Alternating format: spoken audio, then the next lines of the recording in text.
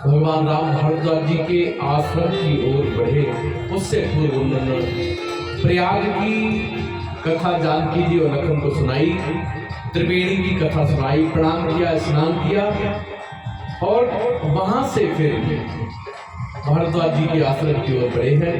भारद्वाज जी ने जैसे ही भगवान सुना, स्वागत सत्कार किया, भगवान ने चरणों में माथा रख के प्रणाम किया और भारद्वाज जी कहते हैं, आज सफल तब तीरथ हुआ, आज सफल तब तीरथ त्यागो, आज सफल तब तीरथ त्यागो, आज सफल तब तीरथ त्यागो, आज सफल तीरथ त्यागो, आज सफल तब तीरथ त्यागो।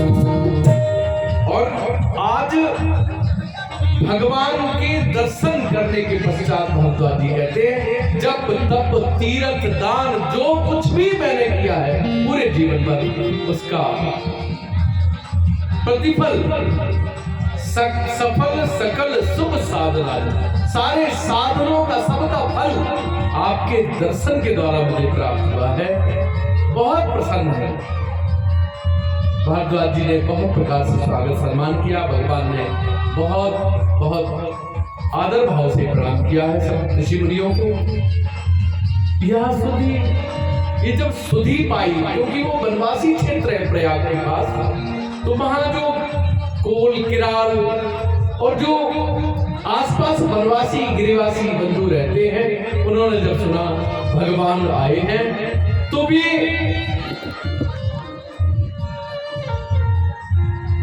भगवान के दर्शन करने के लिए दौड़े चले आए हैं। राम प्रणाम कीन सबका हुआ, राम ने कतई अहंकार नहीं, भगवान ने उन्हें कोल कराल भील इन सबको हाथ जोड़कर प्रणाम किया है। और वे सब लाए क्या? वे जो कुछ भी लाए, कोई मछली पकड़ने वाला था, मछली नहीं आया। भाव देखें, भगवान भोजन के भूखे नहीं है, भाव का भूखा हूं मैं और भाव ही बस सार है, भाव से मुझको भजे वो उसका बेड़ा पार है, भाव बिन कुछ भी वो देवे मैं कभी लेता नहीं, भाव से एक फूल भी दे वो मुझे स्वीकार है। ये भगवान की भावना है, केवल और केवल भगवान भाव देखते हैं, आप किस भाव से भोग लगा रहे हैं।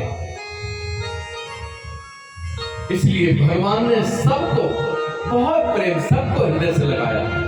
और वे काले काले शरीर वाले, फटे फटे कपड़े वाले, किसी के पास एक ही अंग है, अंग का कपड़ा है, किसी के पास केवल लंगोटी है, और कोई लकड़ी ला रहा है, कोई वाल लेके आ रहा है, कोई फल ला रहा है, कंदमूल ला रहा है, जो भी जिसका काम करता था वो सब आज की कमाई सब भगवान के लिए अर्पित है। ये भाव से भगवान कहते हैं, लखन पूछो ना इनसे क्या चाहिए। लखन ने पूछा, भैया आप लोगों ने भगवान को ये सब ला के दिया, कुछ चाहिए? बोले नहीं, हमें तो भगवान ही चाहिए थे और भगवान प्राप्त हो गए। अब कुछ जीवन में इच्छा न रही, न ये नेत्र जिन्होंने भगवान के दर्शन कर लिए अब कुछ और देखना नहीं चाहती है। जिन पैरों ने भगवान तक आने में हमारे शरीर को मदद की, वे पैर कुछ कहीं और जाना नहीं चाहते हैं। जिन हाथों ने भगवान को प्रणाम किया है, जो सर झुका है भगवान के आगे, ये सारे अंग शरीर के अब कुछ और सोचते नहीं है, कुछ और करने की इच्छा खत्म हो गई जीवन में, और पाने की इच्छा तो बची ही नहीं है। जिसने भगवान को पा लिया उसकी इच्छाएं खत्म हो जाती हैं। बोले नहीं हम कुछ दें, बोले नहीं आप दीजिए जिन्हें आवश्यकता हो। अरे बोले तुम्हारे पास तो कपड़े भी नहीं है, भगवान कहते हैं कुछ आपको दिया जाए, कुछ राज्य से कभी जब मौका मिलेगा तो भिजवा। नहीं बोले कुछ नहीं चाहिए। ऐसे गरीब निबले दुबले वनवासी गिरिवासी उनकी भावना ऊंची जानकर भगवान ने सबको हृदय से लगाया। बड़े बड़े ऊंचे पैसे वाले संपन्न राजा महाराजा को भगवान ने हृदय से नहीं लगाया, भगवान ने भावनात्मक भाव देखकर सब गरीबों को हृदय से लगाया है। और बहुत बहुत राम सप्रेम, राम सप्रेम पूर्वक सबको हृदय से लगाते। आगे बढ़े, वहां से उसी समय होते ही अवसर एक तापस आया। भगवान ने वहां से विदा ली। रास्ते में तपस्वी मिले, कोई कहते हैं गोस्वामी जी महाराज थे, कोई कहते हैं हनुमान जी थे। उनसे राम जी की कुछ वार्ता हुई और वे वहां से चले गए। थोड़ा आगे बढ़े, जानकी जी थक गई हैं, चेहरे पर पसीना, और एक स्थान पर एक कुआं है, वहां पर दोपहरी में किसान बंधु माताएं भी हैं वहां बहुत सी, और वो वहां दोपहरी में उस पेड़ के नीचे बैठी हैं। कोई जल भर रहा है, कोई पानी पी रहा है, कोई पिला रहा है, कोई भोजन करने के लिए वहां तैयार है, कोई भोजन कर रहा है। सब वहां बड़े विशाल वटवृक्ष के नीचे सब बैठे हैं किसान बंधु। जैसे इन तीनों को जाता देखा, सबकी निगाहें सब तरफ से इनकी ओर लग गई, और जिसने भी देखा बहुत पसंद। लेकिन मन में खलबली मच गई, राजकुमार हैं और बलकल वेश में, ये तो राजकुमार लगते, इतने सुंदर बालक, ये लगता है इनकी भार्या है। वन में निर्जीव निर्जल वन में क्यों घूम रहे, क्या कारण हो सकता है? कुछ माताएं, कुछ बुजुर्ग, कुछ पुराने लोग जिन्हें जानकारी हो चुकी थी ये राम है, दशरथ और कौशल्या के बेटे हैं, ये सुमित्रा के बेटे हैं, कि पत्नी हैं, आपस में चर्चा करते ऐसा हुआ क्यों, तो एक दूसरे को बताते हैं। बोले बहुत बुरा किया कैकेयी ने, दशरथ ने बहुत बुरा किया, ये आपस में चर्चाएं करते हैं। गोस्वामी जी लिखते हैं, सीय समीप ग्राम जी जाही, सीय समीप ग्राम जी जाही, पूछत स्नेह सकुचाही,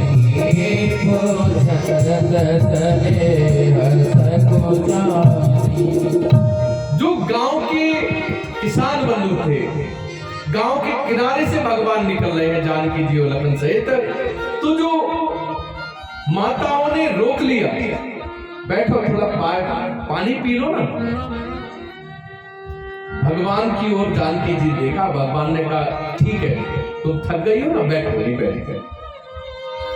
माताओं की तरफ जानकी जी चली गई, और भगवान पहले तीनों ने जल पिया, जलपान किया।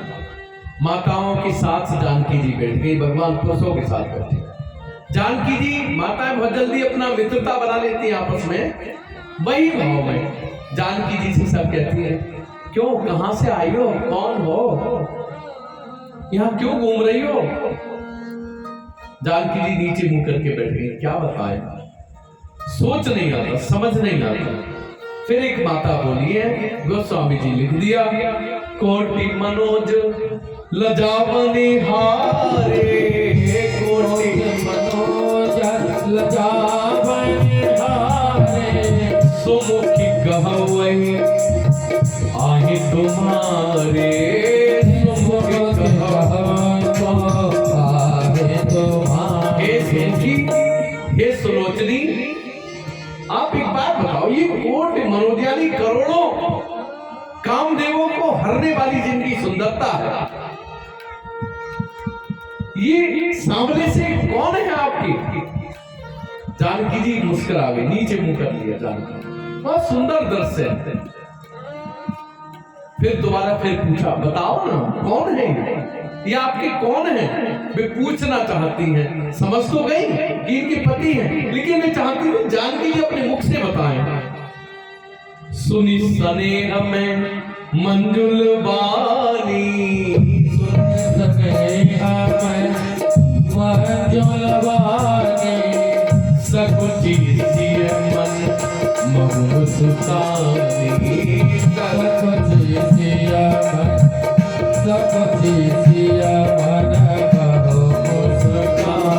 मन मन में हंस गए और संकोच आ गया। मैं बताऊं तो कैसे बताऊं, क्या बताऊं, उनका नाम बताऊं, कैसे बताऊं कि आप सोचने लगे। और फिर क्या हुआ, सहज सुभाए बताने लगे। युक्ति मन में आ गई, कैसे बताना। सहज सुभाए सुभग तन गोरे, सहज सुभाए सुभग तन गोरे, नाम लखन लघु दोबर मोरे, नाम लखन लघु देवर मोरे। सहज सुभाए सुभग तन गोरे, ये जो गोरे से है ना, ये जो सहज है, तो शांत बैठे, जो गोरे गोरे से हैं, ये मेरे छोटे देवर। तो माताएं बोली, अच्छा अच्छा हम समझ गए, ये तुम्हारे छोटे देवर हैं, वे जो दूसरे वाले हैं वे बड़े देवर हैं। बोले नहीं नहीं, बोले नहीं नहीं हम समझ गए। जानकी जी नीचे मुंह करके बैठ गई। बताए तो बताए, और बताए तो कैसे बताए कि हमारे पति हैं, पति का नाम तो लिया नहीं जाता है। सोचने लगी और सोचने के बाद कहती हैं, बहुरी बदन विधु अंचल ढाकी, बहुरी बदन विधु अंचल ढाकी, पिए तन चितई बहु गरिमा की, पिए तन चितई बहु गरिमा की, संदन मंजू तिरछे नैनन,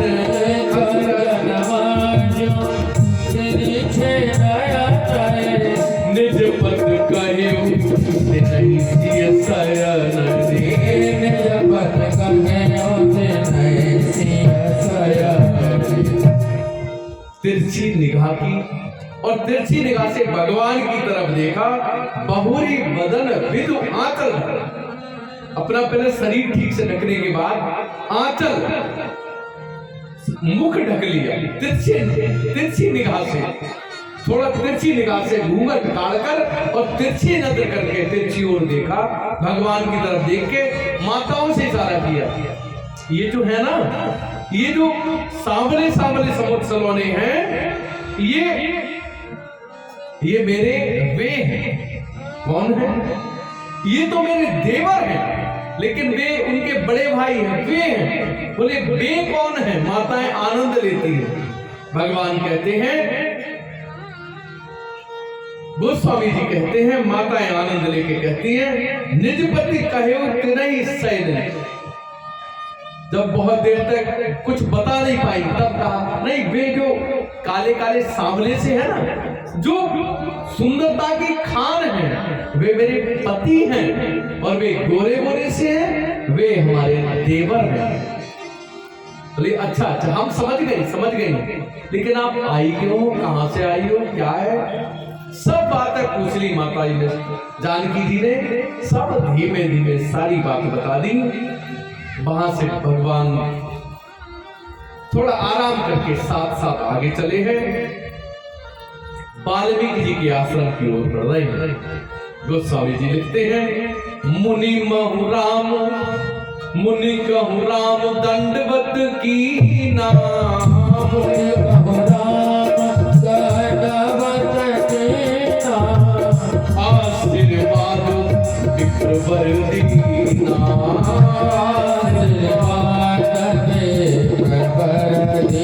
भगवान ने वाल्मीकि जी को के चरणों में प्रणाम किया है। भगवान ने आशीर्वाद दिया, आशीर्वाद देकर वाल्मीकि मन आनंद वाली, आनंद से भर गए, प्रफुल्लित हो गए, प्रसन्नचित हो गए। मंगल मूर्ति नयन निहारी, अपने मंगल कामना करते हुए अपने नेत्रों से भगवान को निहार रहे हैं, और निहार कर भगवान की वो छवि को अपने हृदय पर अंकित कर लिया। भगवान कहते हैं, स्वागत किया, सत्कार किया, बैठे। भगवान ने पूछा, गुरुदेव हम चाहते हैं, हम जानते हैं, विश्व बदर जिम्मी तुम्हारी हाथ, सारे संसार के जो फल हैं वो आपके हाथ में है। आप त्रिकालदर्शी हैं, तुम त्रिकालदर्शी मुनिनाथ। आप त्रिकालदर्शी हैं, भूत भविष्य वर्तमान तीनों कुछ जानते हैं। लेकिन भगवान ने अंतर मन से बात करते हुए कहा, हम राजा दशरथ के पुत्र हैं, राम और लखन, ये हमारी भार्या सीता है। हम वन में बोले नहीं राघव, हम सब जान, हमने सब देखा, हमने सब देख लिया है, हम सब जान गए हैं, तुम्हें कुछ बताने की जरूरत नहीं है। मंगल मूल विप्र परितोषु, मंगल मूल विप्र परितोषु, दहि कोड़ कुल मुसर दोषु, दहि कोड़ कुल मुसर।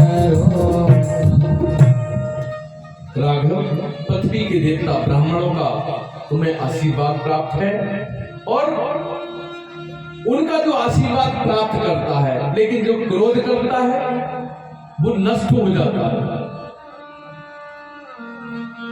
भगवान कहते हैं, प्रभु गुरुदेव, हमें वो स्थान बताइए जहां हम जानकी और लखन सहित रह सकते हैं। अस जी जानी कही अस सोई, अस जी जाने कहे सोए जाओ, सिय सौमित्र सहित जहाँ जाओ, सिय सौमित्र सहित जय। हम चाहते हैं हम सौमित्र, लखन और जानकी सहित जहां हम रह सके, निवास कर सके, ऐसा कोई ठीक स्थान, कोई ठीक जगह हो वो हमें बताइए। वाल्मीकि जी मुस्कुरा गए, बोले प्रभु एक बात बताओ, तुम कहाँ नहीं रहते हो ये हमें बताओ। जिस स्थान पर आप नहीं रहते हैं, अरे हमने तो सुना है कलकल में वास है आप। भगवान मुस्कुराए और बोले गुरुदेव, अब हम जिस रूप में पृथ्वी पर आए हैं लीला बस, तो हमें सशरीर रहने के लिए कोई ऐसा स्थान बताइए। और भगवान से कहा, तुम अवध में क्यों नहीं रहे? अरे वहां राजपाट सब कुछ था। बोले प्रभु आप तो जानते हैं, काम रूपी दशरथ, लोभ रूपी कैकई, मोह रूपी मंथरा, मोह रूपी कैकई, लोभ रूपी मंथरा, जहाँ काम क्रोध लोभ मोह ये सब रहते हैं, वहां हम कहाँ रह सकते हैं? इसलिए हम चाहते हैं आप ऐसे बढ़िया ठीक स्थान पर बताइए जहां पर हम रह सकते हैं। पूछो मोई की रहम कहाँ, मैं पूछूं सकुचाय, जाना हो कहे तुम्हें दिखाओ हाँ। तुम कहाँ नहीं हो, जहां नहीं हो मैं बताऊं वो स्थान। बोले प्रभु वो तो ठीक है, लेकिन मुझे हम तीनों एक साथ रह सके ऐसा कोई ठीक स्थान बताइए। और भगवान को उन्होंने स्थान तो बताया, लेकिन आध्यात्मिक दृष्टि से वो हम सबको बताना चाहते हैं। वाल्मीकि जी भगवान को स्थान बता रहे हैं, कहाँ रहना चाहिए आपको, कहाँ रहे आप। सुनहु राम अब कहीं निकेता,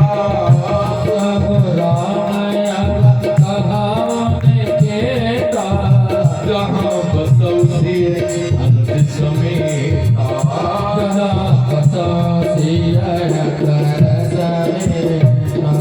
जिनके श्रवण समुद्र समाना, जिनके श्रवण समुद्र समाना, कथा तुम्हारी सुनहि सुनाना, कथा तुम्हारी सुनहि सुनाना। गोस्वामी जी कहते भाई हम तो कथावाचक हैं, सबसे पहले तो हम अपनी बात करें। कहते प्रभु आप उनके हृदय में निवास करना, किनके हृदय में, जिनके समुद्र जैसे कान हैं कि कभी भरते ही नहीं है, भरते ही नहीं, आपकी कथा सुनते ही रहते हैं हर पल हर क्षण, और उसके बाद भी वे कभी अघाते नहीं है। ऐसे कथा श्रवण के लिए और उत्सुक इच्छुक ऐसे कान वाले भक्तों के हृदय में आप निवास करिए। और प्रभु लोचक जात चातक जिनकरी राखे, लोचक चातक जिनकरी राखे, रहनी दरस जलधर अभिलाष,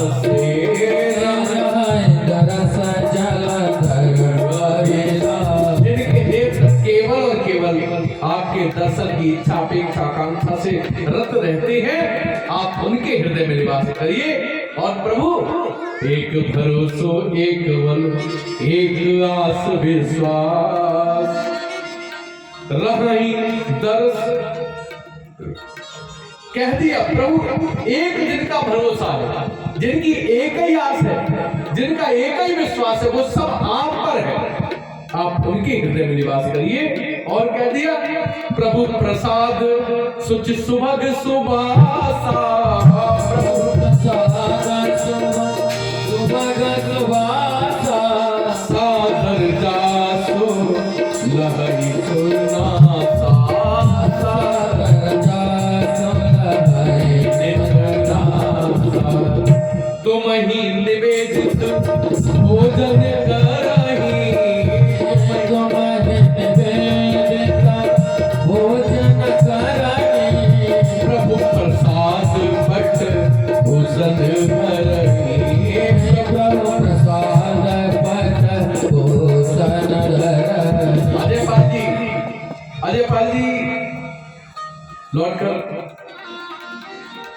प्रभु प्रसाद पट भूषण धरे, तुम ही निवेदित भोजन करें। जो भी सब कुछ आपको अर्पित करते हैं, ब्रह्मात्मम ब्रह्मार्विद ब्रह्माग्रो ब्रह्मावतम ब्रह्मैवतेन गंतव्यम ब्रह्म कर्म स्वादिना, जो भी सब कुछ आपको अर्पित भोजन आपको अर्पित करके भोग लगा के खाते हैं, कोई भी कपड़ा आपको जो भी उपयोग में लाने वाली वस्तुएं हैं, कुछ भी आपको ग्रहण करने के बाद तब भोजन करते हैं। ऐसे भक्तों के हृदय में आप निवास करें। और ऐसे बहुत से स्थान बताए, ज्ञानेंद्रियां 5 कर्मेंद्रियां 5 ज्ञानेंद्रियां, बुद्धि चित्त अहंकार मन, इन 14 स्थानों पर विशेष रूप से भगवान से कहा, जब आपकी कमांड होगी तो व्यक्ति ठीक रहेगा और आप इन स्थान पर रहे।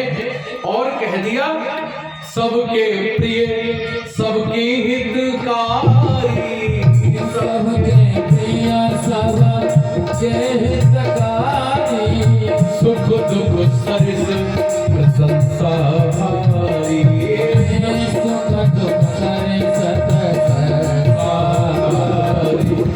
कहीं सत्य प्रिय वचन विचारी, कहे सत्य प्रिय वचन विचारी, जागत सोबत शरण तिहारी, जागत सोबत शरण तिहारी। कह दिया सबके प्रिय सबके हितकारी, जो सबके प्रिय हैं और सबका हित चाहने वाले हैं, सबको प्रेम करने वाले हैं, जिनके हृदय में दुख जिन पर दुख का प्रभाव नहीं होता, जो समदर्शी है, चाहे दुख हो चाहे सुख हो, प्रसन्नता में खुश नहीं होते और दुख में दुखी नहीं होते, ऐसे और जो सदा सत्य बोलते हैं, प्रिय बोलते हैं, ऐसे भक्तों के हृदय में आप निवास करें। और कहती है प्रभु चाहे न चाहिए कबहु कछु, तुम सन सहज सने, बसहु निरंतरता सुमन सोर राउर गे। जिनको कुछ, जिनकी इच्छा अपेक्षा आकांक्षा कुछ है ही नहीं, ऐसे समस्त भक्तों के हृदय में आप निवास करें। और भौतिक रूप से आप जहां निवास करें ऐसा स्थान हम आपको बताते हैं। चित्रकूट गिरि करहु निवासो, चित्रकूट गिरि करहु निवासो, जहाँ तुम्हार सब भांति सुपासो, जहाँ तुम्हार सब भांति सुपासो। हम चाहते हैं प्रभु आप चित्रकूट में निवास करिए, जहाँ केवल संतों का निवास है। अत्रि मुनि, तमाम बड़े बड़े ऋषि मुनि जहाँ रहते हैं, जहाँ निवास करते हैं, उस चित्रकूट में आप निवास करें, जहाँ अनुसुईया जी का भी आश्रम है। और इस प्रकार से समझाकर कहकर भगवान वहां से विदा लेकर चले हैं।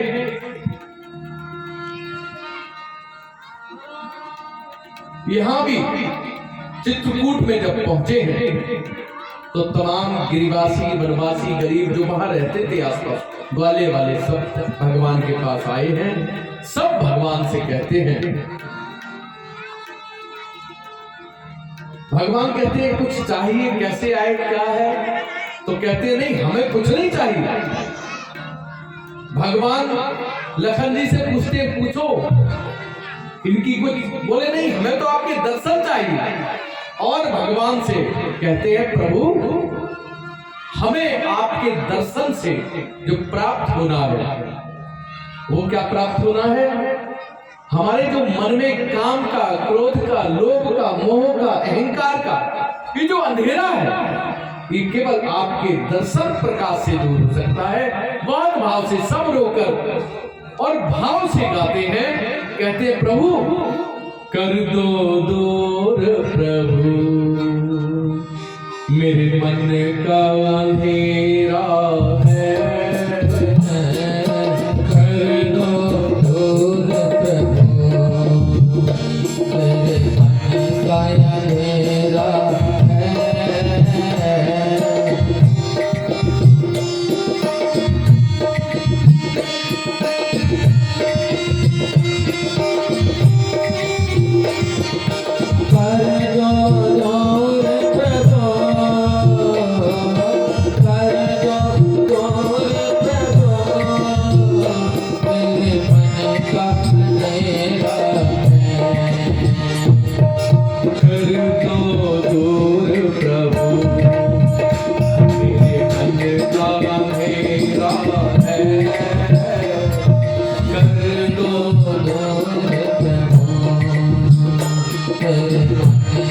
अंधेरा है।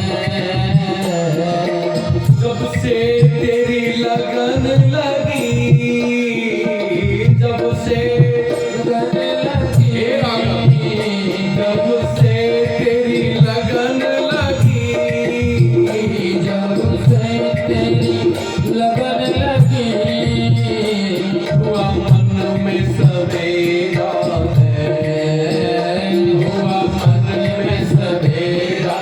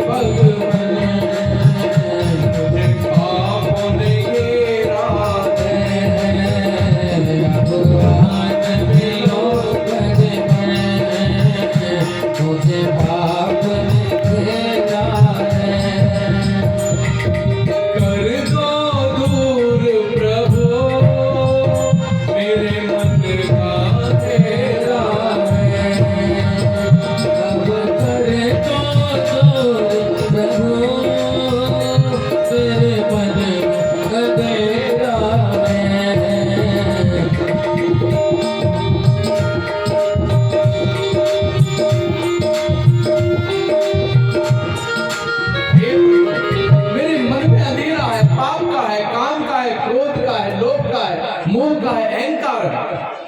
इन अंधेरों को केवल आपका दर्शन, आपका सुमिरन, आपका मनन, आपकी कथा ही दूर कर सकती है। प्रभु वे सब दुबले निचले, वे गरीब, वे सब केवल प्रभु का दर्शन चाहते हैं। सब ने दर्शन किए, भगवान को प्रणाम किया और वहां से वे चले गए। गोस्वामी जी कथा में थोड़ा मोड़ लाते हैं। अवधपुरी में जब सुमंत पहुंचे हैं, दिन भर अवधपुरी से बहुत दूर एक वृक्ष के नीचे खड़े रहे।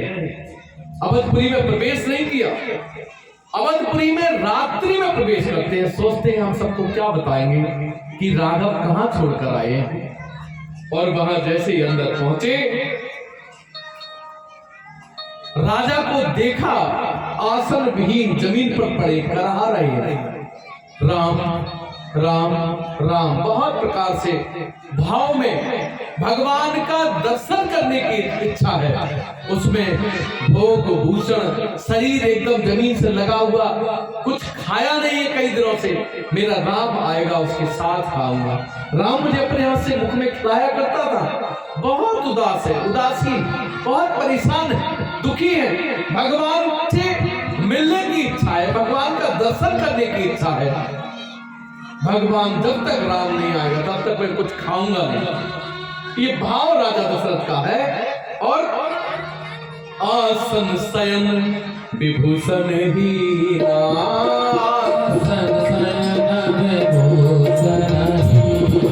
परे भूमि पर निपट मलीना, परे सुनत उठे नृपकुल कह सुमंत कहाँ रहा। राजा दशरथ ने जैसे ही सुना सुमंत आए, सुमंत तुम आ गए, अच्छा राम कहाँ गया। सुमंत नीचे मुख कर खड़े होते, फिर जोर से कहते जानकी लखन कहाँ है।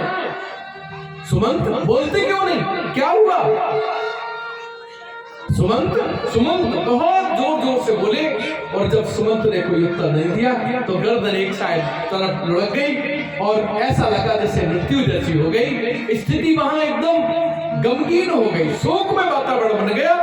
कर विलाप सब रोबहि रानी, कर विलाप सब रोबहि रानी, महाविपत्ति के जाए बखानी,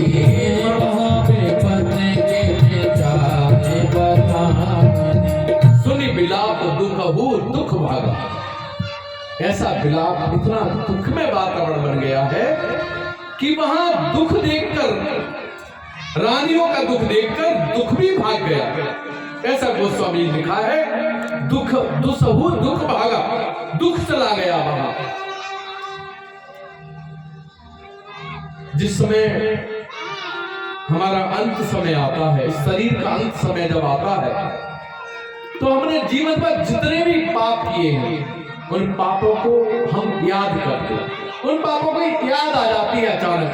हमने वो गलत किया, हमने वो गलत किया, हमने उसके पैसे मार लिए, हमने उसे गाली दी, हमने वो उसकी मृत्यु कर दी, हमने उसे सताया, उसे परेशान किया। यही सारी चीजें अंत समय याद आती हैं। अंत समय राम याद नहीं आते, कृष्ण याद नहीं आते, भगवान याद नहीं आते, शुभ काम याद नहीं आते। जो हमने गलत किया है जीवन भर वही याद आता है। राजा दशरथ से एक गलती हो गई थी, वो भी धोखे में एक पाप हो गया था। इस समय आज वही याद आ रहा है। तापस अंध साप सुधि आई, तापस अंध साप सुधि आई, कौशल्य ही सब कथा सुनाई, कौशल्य ही सब कथा सुनाई, भयो विकल वर्णत इतिहासा, भयो विकल वर्णत इतिहासा, राम रहित धिक जीवन दासा, राम रहित धिक जीवन दासा। कैकेयी जी को भगवान, जो भगवान के पिता दशरथ है, उन्होंने जो श्रवण कुमार वाली जो कथा थी कैकेयी को पहले सुना दी थी। कैकेयी को जब ये घटना हुई, वहां से लौट के आए तो केकई को सारी बात बता दी थी, लेकिन प्रसन्नता भी थी वहां उस श्राप में और दुख भी थी। प्रसन्नता ये थी कि कोई बालक नहीं था इनके। जब उन्होंने श्राप दिया तो उन्होंने कहा था श्रवण कुमार के माता पिता ने कि तुम पुत्र के वियोग में तड़प तड़प कर मरोगे। जब ये राजा दशरथ ने सुना तो प्रसन्नता थी कि मेरे कोई पुत्र नहीं, इसका मतलब पुत्र होगा, लेकिन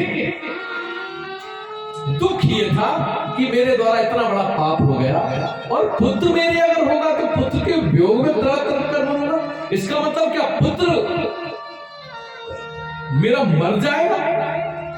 क्या मैं पुत्र की मृत्यु में मरूंगा?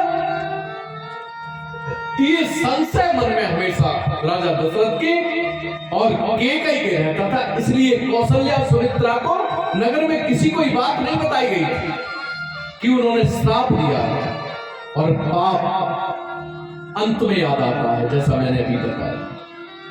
तो ये जब मृत्यु शैया पर थे, मरने वाले थे, तब वो बात याद आ रही है। तो सोचते हैं, अपने मुख से बार बार वही बातें निकलती हैं जो हमने पाप किया है, वो उसका वर्णन निकलता है, वर्णन इतिहास, वो सारी पुरानी बातें आज अपने मुख से बोल रहे हैं और कहते हैं, देवी कौशल्य मेरे से बहुत भारी पाप हो गया। बोले क्या हुआ? बोले ऐसे। अब केकई को क्यों नहीं बताया? केकई को क्यों बताया, कौशल्या को नहीं बताया? आज वही बात के कारण भगवान को जो वनवास मिला है वो ऐसे ही नहीं मिला। भगवान को वनवास मिलने का कारण केकई ने ये भी सोचा, हम अगर विधवा हो जाए तो चलेगा, लेकिन हमारी जवान बहू विधवा हो जाए ये ठीक नहीं है। केवल इस कारण से भगवान को वनवास भेजा, क्योंकि भगवान अगर वनवास गए तो लखन भी भगवान के साथ चला जाएगा। लखन और भगवान दोनों वनवास चले जाएंगे और भरत और शत्रुघ्न यहाँ है नहीं। और राजा की स्थिति उस समय, अगर हम तो बूढ़े हो गए, हमें तो कल जल्दी जाना ही है, तो अगर राजा इस स्थिति में अगर खत्म हो भी जाते हैं, अगर उनकी मृत्यु पुत्र के वियोग में हो भी जाती है, तो इसमें हमने तो सारा सुख भोग चुके हैं। हम वैधव्य जीवन अपना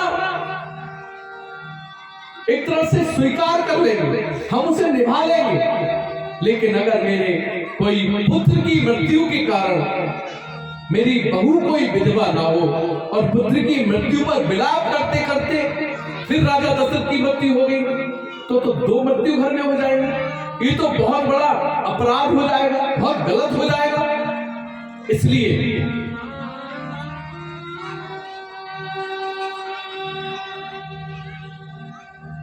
हमारे राष्ट्रीय स्वयंसेवक संघ के नगर संचालक उधानी आदरणीय, जिनके सानिध्य में लगभग 30 वर्ष पूर्व से मार्गदर्शन मैंने प्राप्त करता रहा हूं, ऐसे आदरणीय श्रीमान डॉक्टर धीरेन्द्र जी, जिनका दांतों का अस्पताल है उजानी में हलवाई चौक पर, वे यहाँ उपस्थित हैं।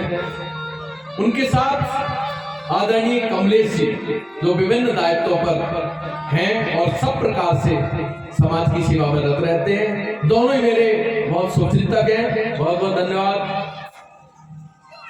वे इसलिए राजा दशरथ की मृत्यु पुत्र के वियोग में होनी है, तो पुत्र की मृत्यु पर उसके वियोग में हुई तो ये ठीक नहीं रहेगा। इसमें दो घटनाएं हो जाएंगी।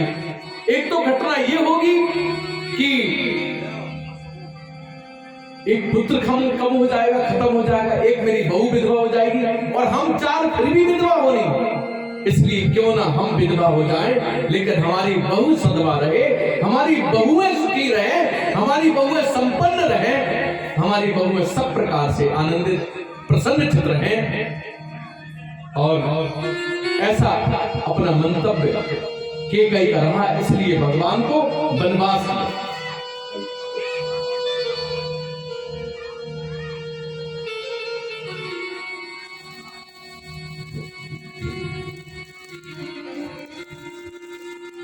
ऊपर आकर ले लो राम।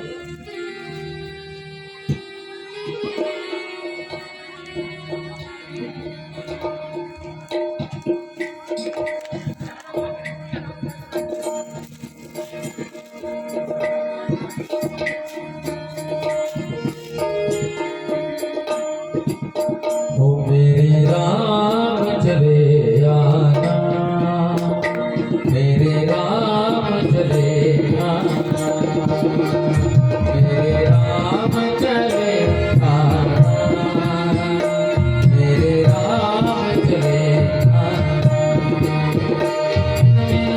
नाम पढ़े बज कार्य प्रभु पाके गावने आना,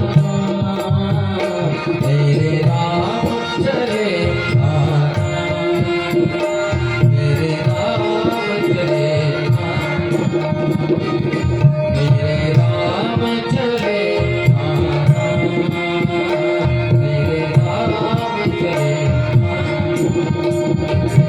मेरी नाम पढ़ी मझ धार प्रभु, मेरी नाम पढ़ी मझ धार प्रभु, माझी तो बने आना, मेरे राम चले आना, मेरे राम चले आना, मेरे राम चले आना, मेरे राम चले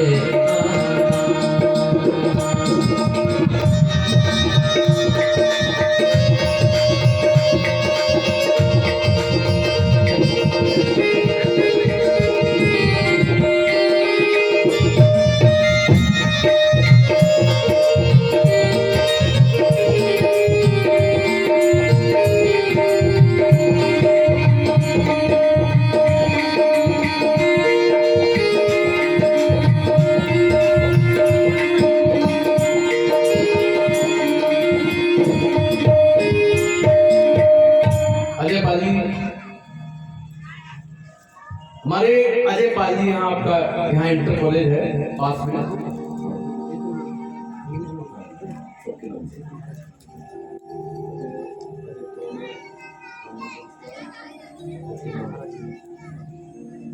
तो हमारे पवन जी हैं और बिजली विभाग से हैं, बिजली की बहुत बड़ा काम है, आपका दुकान है, हमारी बड़ी चिंता करते हैं आश्रम की। दूसरा अजय पाल जी हैं, मेरी इच्छा है मंच पर आए। अजय पाल जी, आपका यहाँ पास में विद्या मंदिर इंटर कॉलेज है और विद्यापीठ करके बहुत अच्छा बढ़िया विद्यालय है। हमारी पिछली कथा जब यहाँ हुई थी तब भी आपने बहुत सम्मान किया था और काफी पैसा, राशि नहीं बता सकता, प्रचार में और सब प्रकार से काफी सहयोग किया। इस कथा में भी काफी आपने प्रचार किया है, काफी सहयोग किया है। बहुत बहुत धन्यवाद, व्यासपीठ का बहुत बहुत आशीर्वाद। हम चाहेंगे ईश्वर आपको निरंतर प्रगति और तरक्की प्रदान करता है।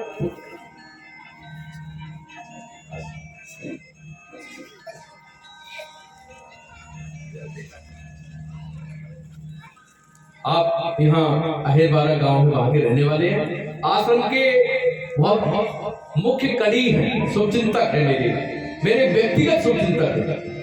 आपका अच्छा यहाँ भव्य दिव्य बड़ा कॉलेज बना है, यहाँ बहुत बहुत आशीर्वाद, बहुत बहुत शुभकामनाएं, आप सभी का बहुत बहुत धन्यवाद।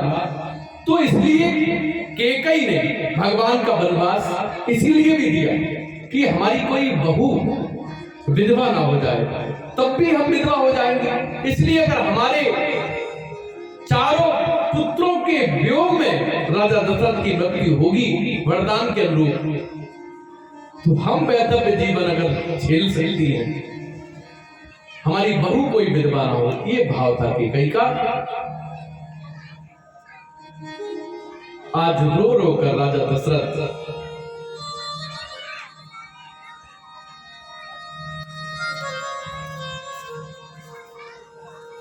सुनाते हैं कौशल्या, कैकेयी को पता था, कौशल्या को सुनाते कहते हैं, देवी सरयू के किनारे, एक बार की बात है, सरयू के किनारे मैं भरने आयो नी, सरयू के किनारे मैं भरने आयो नी, और सोचा ना बेचारा मेरे काहे मारोती।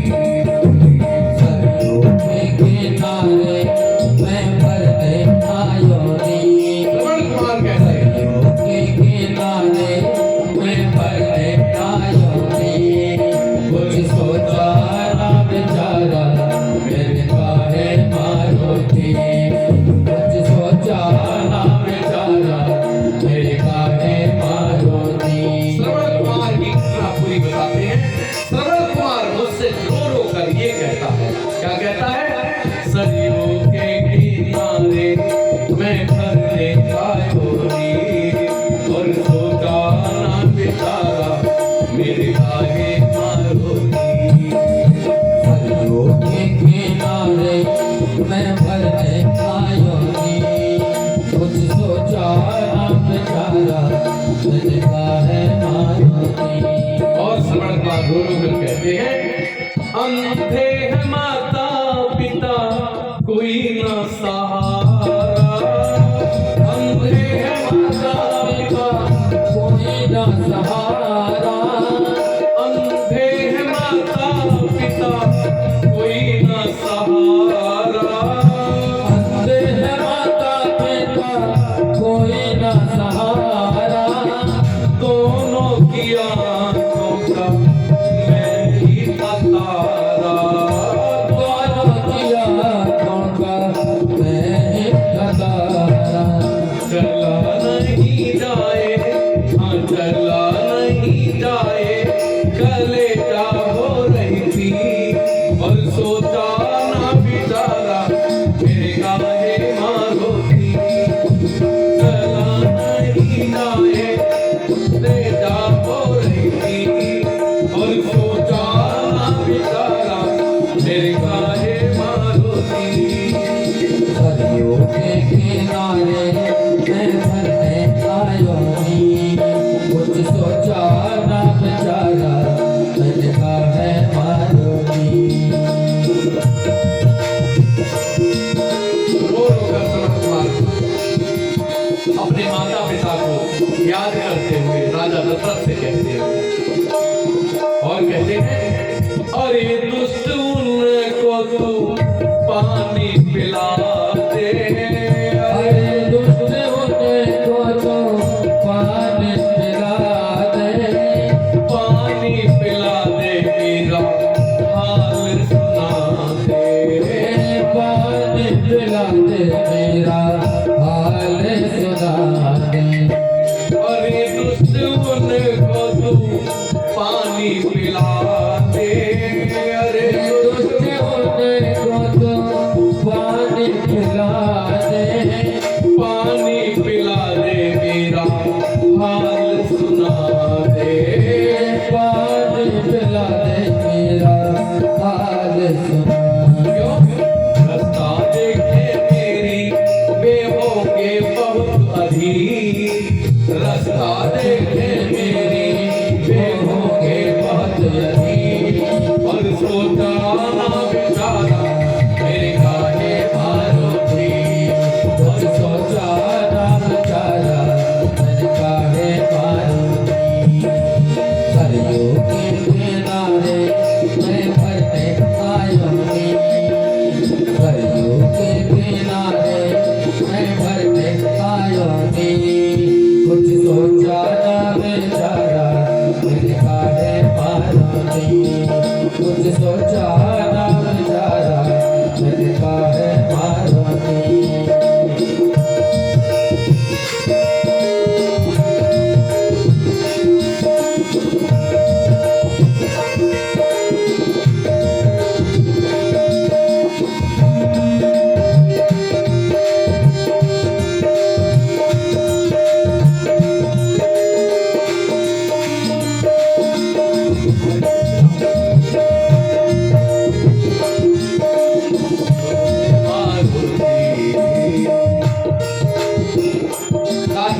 थी।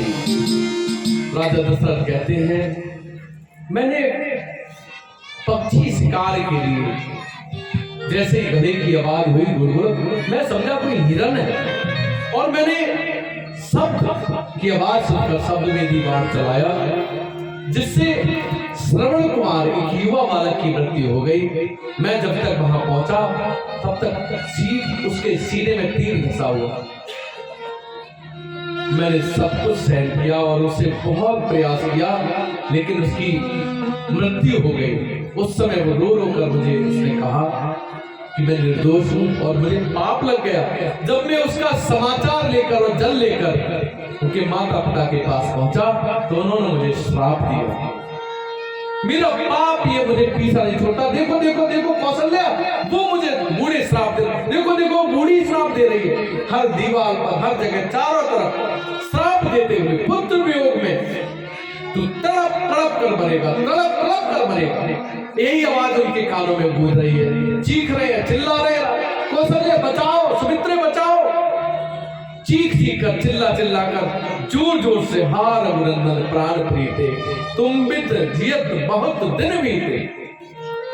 अब जीने की इच्छा खत्म हो गई है, अब राम का तुम आओगे नहीं।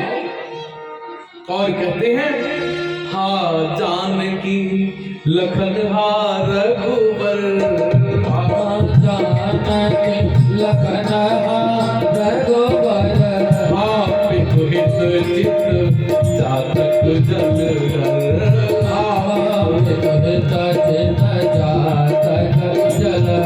मेरे नेत्र केवल और केवल तुम्हारे दर्शन करने के इच्छुक हैं। जैसे चातक पक्षी एक नेत्र एक बूंद के लिए ऊपर मुख किए पूरे समय तक रहता है। कहते हैं एक निश्चित नक्षत्र में उसके मुख में बूंद जाती है, तब वही उसके जीवन का आधार है। और मेरा केवल और केवल आधार राघव तुम्हारे दर्शन है। मेरे नेत्र चातक पक्षी के समान तुम्हारे दर्शन के लिए तड़प रहे हैं। और रोते बिलखते सब माताएं आसपास बैठी हैं, बहुएं आसपास हैं, सब धैर्य बनाते, लेकिन धैर्य नहीं। राम के बिना कैसा जीवन, जहां राम नहीं वहां जीवन नहीं। और कहते हैं, राम राम कही राम कही, राम राम कही राम, तनु परिहर रघुवर विरह, राव गयो उर्धाम।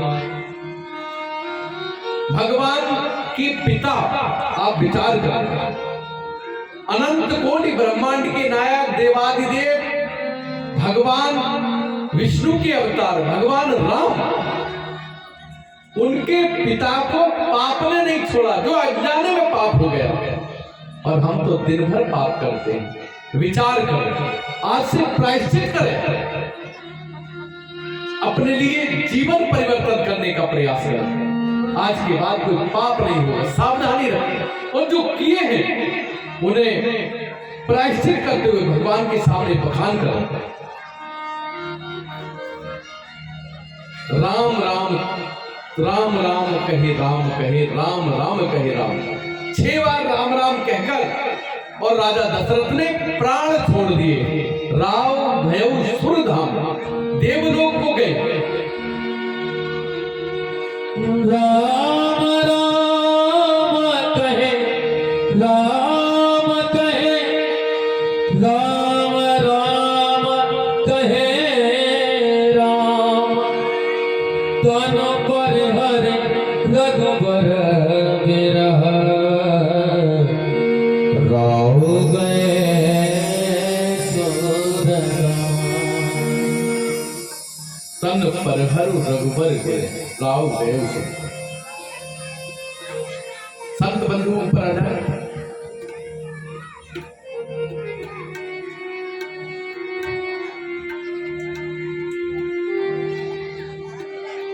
ऊपर आ जाओ महाराज।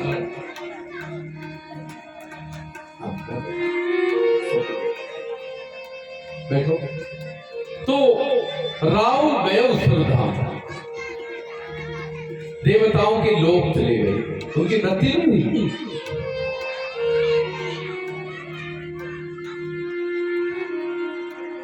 जब उनकी मृत्यु के पश्चात वशिष्ठ जी आए, उन्होंने तुरंत 2 धावक बुलाए और भरत और शत्रुघ्न को लेने के लिए भेज दिया कि तुरंत उन्हें लेकर आओ। और दोनों धावक तेज दौड़ाकर घोड़ों गए हैं।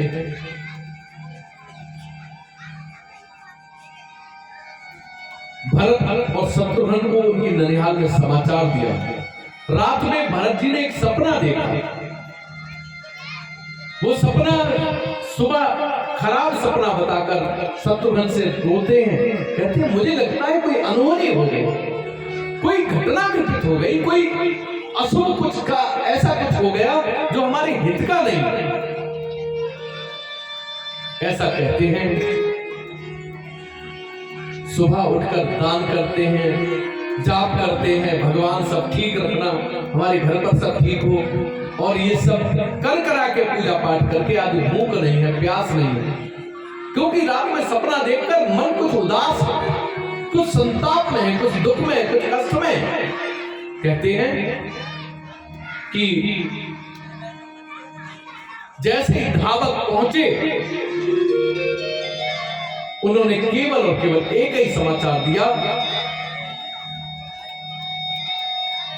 गुरु वशिष्ठ जी ने आपको अभी तुरंत बुलाया। तैयार तो हो रहे हैं, लेकिन मन में ये है, पूछा भैया क्या बात है? उनकी दोनों आंखें थकी हुई हैं, शरीर थका हुआ है धावकों का। वो पूछते भैया आपकी आंखों में कीचड़ कैसे, क्या हुआ? और बोले कुछ नहीं, मन में उदासी है, नेत्रों से झरझर आंसू झड़ के आए। और जब आंसू निकले उन्होंने कहा भैया रो क्यों रहे हो? अरे बोले नहीं, बहुत दिनों बाद भरत भैया आपको देखा है ना, इसलिए नेत्र छलक आए, बहुत दिनों बाद मिलन हुआ है, इसलिए आंखों में आंसू आ गए। जल्दी से आंसू पहुंचे, पीछे मुख करके भरत जी को तैयार किया। भरत जी ने सबसे विदा ली, वहां से चले हैं। और रास्ते में जब आते हैं, असुगुन होई नगर पैठारा, असुगुन होई नगर पैठारा, रचही कुहाती तो खेत करारा, रचही कुहाती को खेत करारा, घर सियार बोलही प्रतिकूला, घर सियार सुन सुन होई भरत मधुसूदना, सुन सुन होई भरत मधुसूदना। खर सियार बोलही, खर सियार, ये सब बोलते ऐसी उल्टी सीधी भाषा बोल रहे हैं। कहीं ऐसा लगता है कि कोई असुर, बार बार असुर सामने आ जाते हैं। कुछ ना कुछ, कोई कुत्ता निकल गया, कहीं बिल्ली निकल गई, कहीं कोई कुत्ते रो रहे हैं, सियार उल्टी तरीके से चीख रहे, चिल्ला रहे हैं। ऐसी स्थिति खड़ी हो गई कि भरत और ज्यादा दुखी हो गए, दुविधा में हो गए, कष्ट में हो गए, परेशान हो गए। सोचने लगे कि जरूर कोई बड़ी घटना हो गई है, जरूर कुछ ना कुछ गलत हुआ है। नहीं सोच रहे हैं।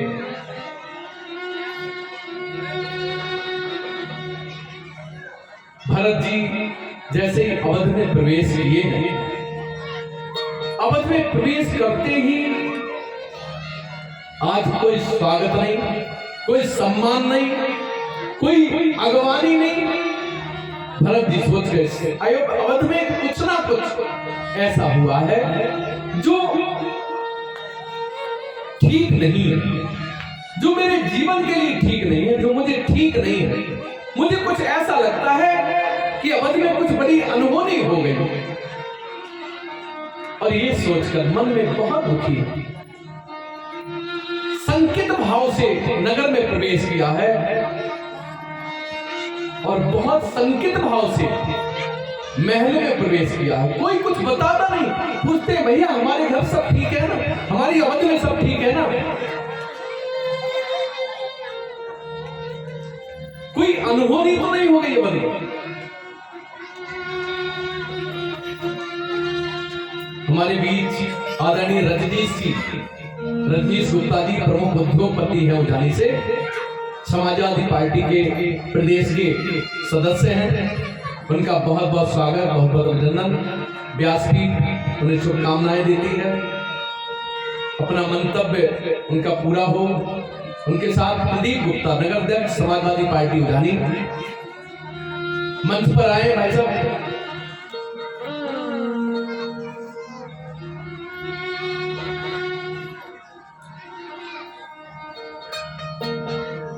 आप नगर में हमारा आपसे संबंध लगभग 30 वर्ष पुराना संबंध, बल्कि 40 वर्ष पुराना संबंध।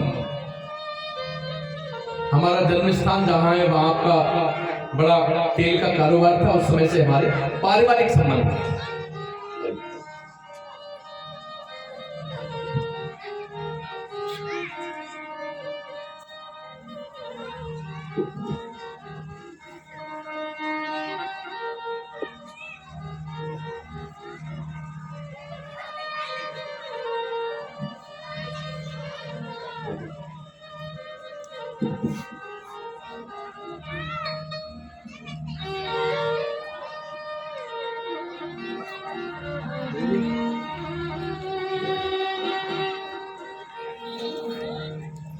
भाई साहब रजनीश जी का हमें बहुत बचपन से प्रेम मिलता रहा है। बहुत बहुत धन्यवाद, बहुत बहुत शुभकामनाएं। ईश्वर आपकी मनोच्छा सफल करें, ऐसी ईश्वर से कामना है।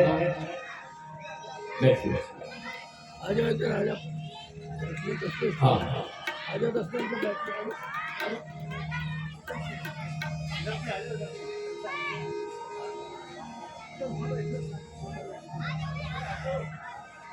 जैसे ही कक्ष में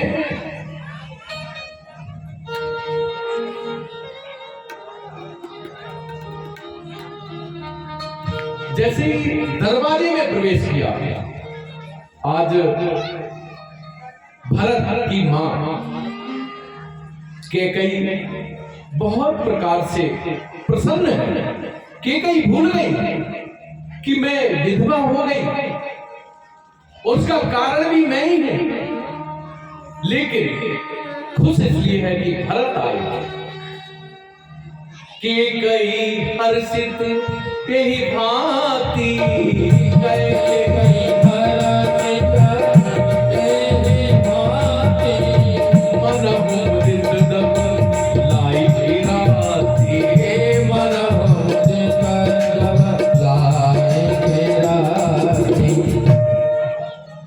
बहुत पसंद है। और जैसे ही भरत जी को पाया, आरती उतारी।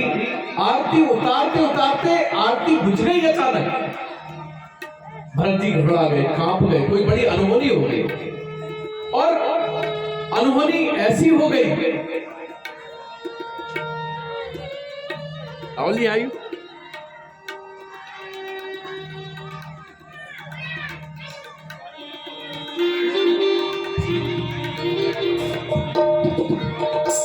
ऐसी अनहोनी हो गई, दीपक बुझ गया। ये मैं भूल गया, डॉक्टर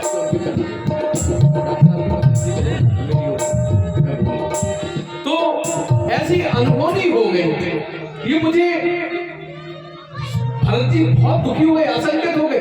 तुरंत सबसे पहले एक बात पूछी, कहूँ कहाँ तात, कहाँ सब माता, कहूँ कहाँ तात, कहाँ सब माता, कहूँ कहाँ तात, कहाँ सब माता, कहूँ तात, कहाँ सब माता, कहाँ सिया राम लखन रघुनाथ,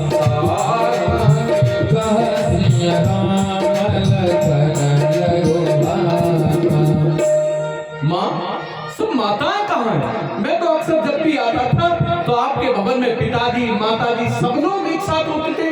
राम भैया, भाभी और वो लखन भैया। ये राम भैया कहाँ है? बड़े भैया कहाँ है? और माँ कहाँ है? जानकी माँ कहाँ है? लखन कहाँ गया? आज कोई दिखता नहीं, सब तरफ दृष्टि करते हैं। कैकेयी कहती है तुम थके हो ना, हारे हो, आओ बैठो। एक स्थान पर बिठा कर कहती है कुछ खा ले। तो नहीं माँ, मैं कुछ खाऊंगा नहीं, पहले मुझे भैया बताओ, भैया कहाँ, पिताजी कहाँ है, सब माताएं कहाँ हैं। भरत जी संकेत है, दुखित है। केकई बैठती है, सब बता दे। नहीं नहीं, मुझे पहले बताओ। तब केकई समझाते हुए कहती है तात बात में सकल सभारी, तात बात में सकल सवारी, भई मंथरा सहाय विचारी, भई मंथरा सहाय विचारी, कछुक काज विधि बीच बिगारी, कछुक काज बीच बिगारे, भूपत सुरपति सुरपग हारे, पग सुरपति सुरपग हारे। बेटा वैसे तो कोई खास बात नहीं है, लेकिन ऐसा हुआ है कुछ बात बिगड़ गई थी। बिल्कुल चिंता मत करना, वो सब मैंने संभाल लिया है। और कह दिया विचारी मंथरा, उस सब में जो संभालने में सहयोग किया है वो मैंने संभाला है, और उसमें सहयोग किया है वो मंथरा ने सहयोग किया है, और कोई खास बात नहीं। फिर एक छोटी सी घटना हो गई, वो घटना ये हो गई, सुरपति कौन चले गए, तुम्हारे पिताजी उस घटना से दुखित होकर और स्वर्ग लोक चले गए। बेटा कोई बात नहीं है, उन्हें तो जाना ही था, बुजुर्ग थे, बूढ़े थे, उसमें परेशान होने की बात नहीं है, सब संभाल लिया है मैंने। पहले जब जैसे कहा सब संभाल लिया, माँ ऐसा क्या बिगड़ गया सब संभाल लिया, भैया भैया नहीं तो संभालने वाले, अरे पिताजी तो होंगे। तब कहा बेटा कोई ऐसी बात नहीं है, मैंने सब संभाल लिया है, बस उस संभालने में एक घटना घटित हो गई, पिताजी तुम्हारा ही छोड़ के चले गए। बोले पिताजी छोड़ के चले गए, क्यों, ऐसा क्या हुआ, ऐसी कौन सी घटना हो गई। कुछ नहीं, वो कुछ बताने की इच्छा में नहीं है, चाहती है कि कहीं एकदम से कहीं हैद का ना बैठ जाए, क्योंकि भरत जी राम को सर्वाधिक प्रेम करते थे।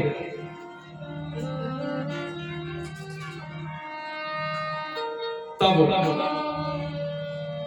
मुख से कहा कि राम वन चले गए। वन पिताजी की मृत्यु को जैसे ही सुना तो एक बार चीखे, पिताजी पिताजी की मृत्यु, पिताजी क्यों, हाँ पिता आपने मुझे छोड़ के चले गए, अरे मुझे बुला लिया होता, अपने मन के कोई उद्गार दो चार मुझसे कहे होते, मैं कुछ 2 दिन सेवा कर लेता, लेकिन अचानक पिताजी की मृत्यु का कारण क्या था। बोले बेटा तुम्हें तो पता ही है, वे राम से बहुत प्यार करते हैं, राम वन चले गए, उनके वियोग में तुम्हारे पिताजी की मृत्यु हो गई। तात तात तात पुकारी और परे भूमि तल व्याकुल भारी। पिताजी की बात सुनकर बहुत रोए हैं तात, हे पिता हे पिता। उसके बाद क्या हुआ, जैसे ही वनवास की बात राम जी की सुनी, भरत बिसरियु पितु मरण सुनत राम वन गौन। भरत भूल गए, पिताजी की मृत्यु का दुख खत्म हो गया, मेरे प्रभु चले गए, भगवान ने कोई ऐसी क्या बात थी, और बहुत दुखी हो गए, अचेत हो गए, बेहोश हो गए। हे प्रभु आप क्यों वन चले गए, क्या बात थी, कैसी थी। जैसे ही उठे मां से सबसे पहला शब्द ही पूछा, बताओ क्या बात। उसके बाद सब कुछ यथावत किसी जो सुमंत का बेटा था वो उस समय आ गया था, उसने सारी घटना ज्यों की त्यों बता दी।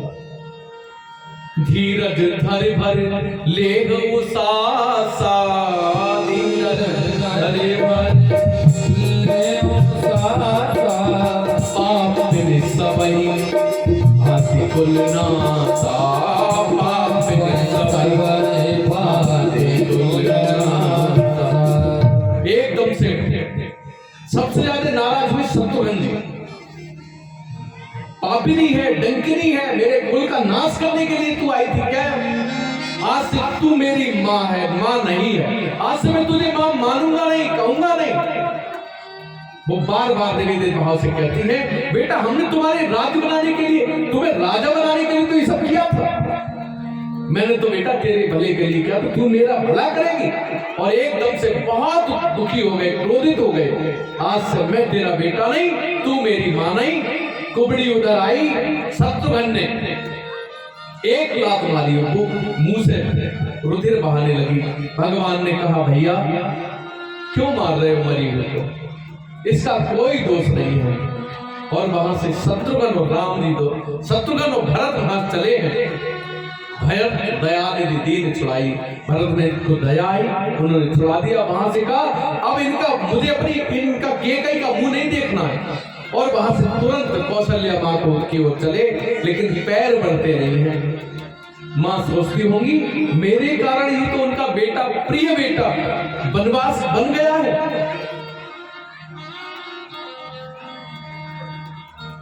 और सोचते जा रहे हैं केकई कत जननी जन्मा था, केकई कत भाई काय न बाधा। इस केकई ने ये बांझ क्यों नहीं हो गई, इसने मुझे जन्म क्यों दे दिया। और जन्म अगर मुझे दिया तो मैं मर क्यों नहीं गया जन्म लेते समय। ये दुख मुझे देखने थे, मेरे प्राण से अधिक प्रिय भैया को वनवास दे दिया। कैसे वन में जा रहे होंगे, कैसे घूम रहे होंगे, क्या खा रहे होंगे, कहां रह रहे होंगे। जैसे जैसे संकोच बस दरवाजे पर पहुंचे भरत जी, और दरवाजे पर पहुंचकर मां मां दो शब्द आवाज लगाई। मां तो पहले से ही भरत की प्रतीक्षा में बैठी थी,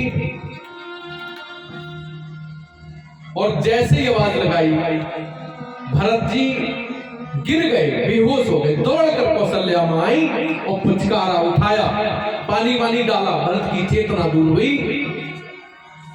और माता भरत गोद बैठारे, माता भरत गोद बैठारे, आंसू पहुँचो मत बचन उतारे, आंसू पहुँचे कर बचन उतारे। अजब बच्चे धीरज धरे हो, अजब बच्चे धीरज धरे हो, उसमें समझो शोक परिहरे हो, उसमें समझ शोक परिहरे। बेटा ये विधि का विधान है। आज कौशल्या मां ने आंसू पी लिए अंदर, नेत्र से आंसू बाहर आने लेना नहीं चाहती हैं, लेकिन फिर भी कुछ मिनट लग जाती है। भरत जी को बड़ा प्रेम से, जैसे मेरे बछड़े सर्वाधिक गाय अपने बच्चे बछड़े को अधिक प्रेम करती है, बिल्कुल उसी प्रकार से हाथ फेर कर कहती है बेटा भरत ये विधि का विधान है, ये किसी का दोष नहीं है। भरत जी कहते मां तुम मेरा मुख मत देखो, ये सारा सब कुछ घटना केवल मेरे कारण से हुई है ना। अरे मेरी माँ ने कभी मुझे देखा होगा कि मेरी कोई इच्छा नहीं होगी राज्य करने की, इसलिए उसके मन में ही भाव आया होगा। लेकिन माँ आज मेरा मुंह मत देखो, मैं कुली, मैं कलंकी हूँ। और बहुत रुदन करते हैं, माँ बहुत प्रकार से समझाती है, धैर्य बनाती है। भरत जैसे राम मुझे प्रिय है, ऐसे तू भी मेरा बेटा है। अगर तू दुखी होगा तो मैं किसके लिए जीऊंगी। अरे मैं तो तेरी प्रतीक्षा कर रही थी। मां पिताजी ने कुछ कहा, भैया मेरे लिए कुछ कह गए। वशिष्ठ जी ने बुलाया, करत बिलात बहुत बेवातिस, दोनों रात भर रोते रहे बातें कर करके, और सुबह कब हो गई पता नहीं चला। सुबह होते ही सारी व्यवस्थाएं की गई। वशिष्ठ जी ने के अनुसार बार बार क्रिया के सारे कर्म किए गए, और यही विधि दाह क्रिया सब की नहीं, सरयू के किनारे उनकी अंत्येष्टि हुई है। बहुत प्रकार से बार बार भरत जी, कोई किसी प्रकार का परिवार पर पितृ दोष ना लगे, कोई कमी ना रह जाए, इसलिए बार बार हर कार्य को करते हैं। और भरत जी ने सब काम किए, सबने तिलांजलि दी अपने राजा को, और सब नेत्र सजल है सबके, रोते हुए से वहां से सब वापस अपने अपने धाम को आते हैं।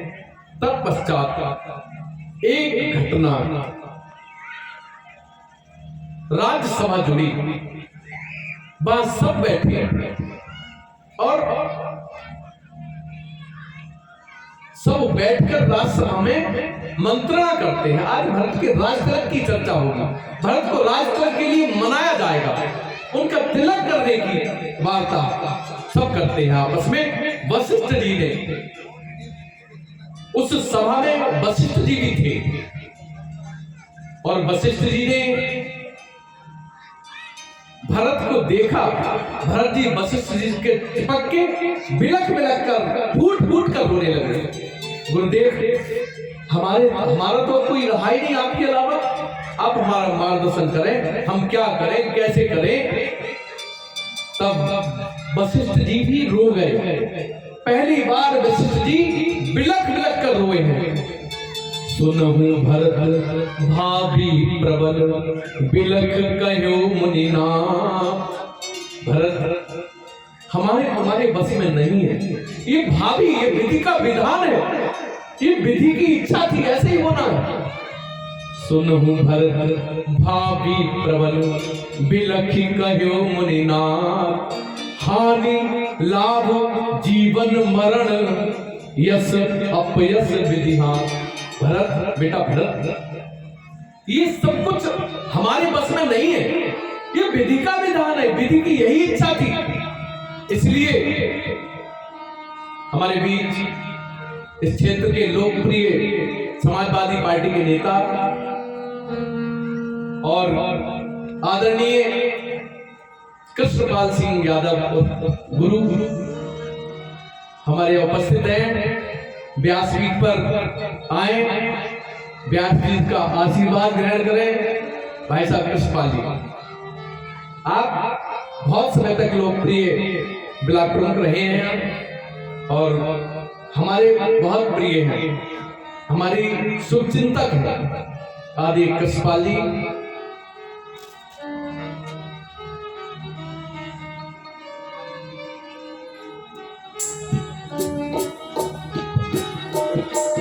बहुत बहुत धन्यवाद, बहुत बहुत शुभकामनाएं, बहुत बहुत आशीर्वाद।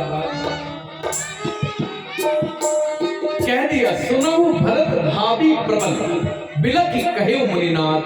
हानि लाभ जीवन मरण यश अपयश विधिहान। ये हानि लाभ जीवन मृत्यु यश और अपयश, ये 6 चीजें किसी भी मनुष्य के हाथ में नहीं है।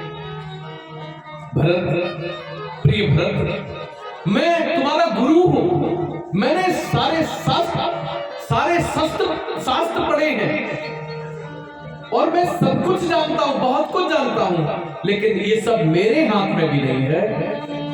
ये विधि का विधान है, ये ईश्वर की इच्छा है। हानि लाभ जीवन मरण यश और अपयश, ये 6 चीजें किसी के हाथ में नहीं, इनमें किसी की चलती नहीं है। हम चलाने का प्रयास तो करते हैं। इसलिए भरत, ये शोक करने का विषय नहीं है, ये सोचने का विषय नहीं है। और सुनो, शोक करते कौन है? उन्होंने कहा है, सोचिए विप्र जो वेद विहीना।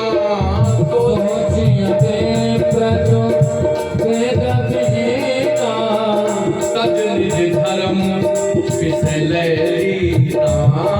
तज निज धर्म विषय लैलीना। सोचिए नृप जो नीति न जाना। सोचिए नृप जो नीति न जाना। जय ना प्रजा प्रिय प्राण समाना। जय न प्रजा प्रिय प्राण समाना। कह दिया कि सोचनीय, राजा की मृत्यु सोचनीय नहीं है, उस पर शोक करने योग्य नहीं है। सोचनीय तो वो ब्राह्मण है जो वेद पुराण नहीं पढ़े, जो अपने कर्तव्य को छोड़कर विषय में लीन है,